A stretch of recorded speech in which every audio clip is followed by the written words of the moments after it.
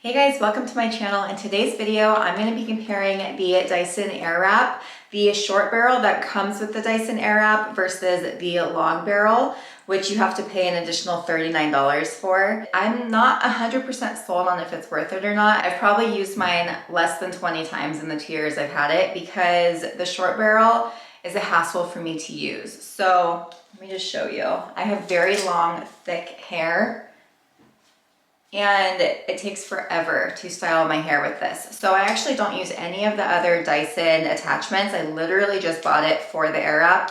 I actually find that the blow drying part doesn't make my hair as sleek and smooth as other blow dryers out there. So I literally only use it when I want big voluminous curls. And I mean, I spent a lot of money to get these curls, but I found that when I was using the tool, I would get really frustrated. And I'll show you in this video what happens when I use the short barrel. So when they launched the long barrel, I honestly wasn't sold. I'm like, $39 more. I don't know, I don't use it enough. Is it worth it? So in today's video, I'm going to use the short barrel on one full half of my head and then the long barrel on the other. And I'll just show you what the final result looks like. And I'll also show you the time difference if one takes longer than the other. So I'm guessing that the short barrel will take longer, but maybe I'm wrong and maybe we really don't need the long barrel.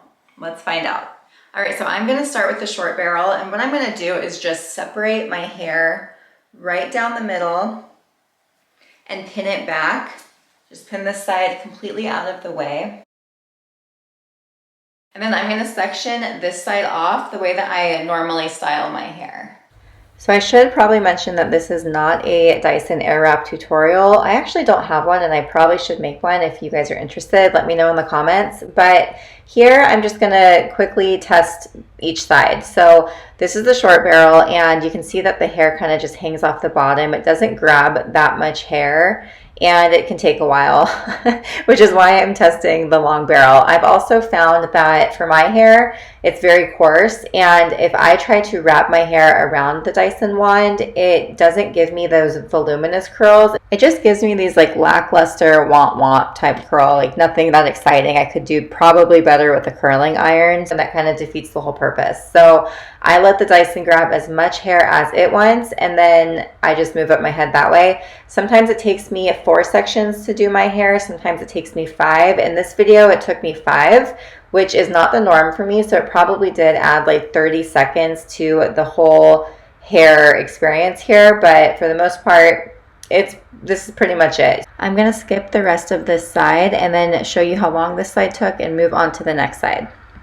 All right, so the short barrel took 12 minutes and 41 seconds.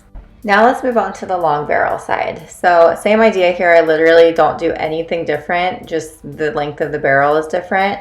And you can see that my hair, even with this one, is having trouble catching on the barrel, which I thought was very interesting because that's literally the whole reason I bought it. But let's keep moving up my head and see how it works out. Usually the bottom layer takes me 1 or 2 chunks to finish. It took me 4 tries, and I think it's just because this is not my dominant side, so I was really trying to get the hang of it.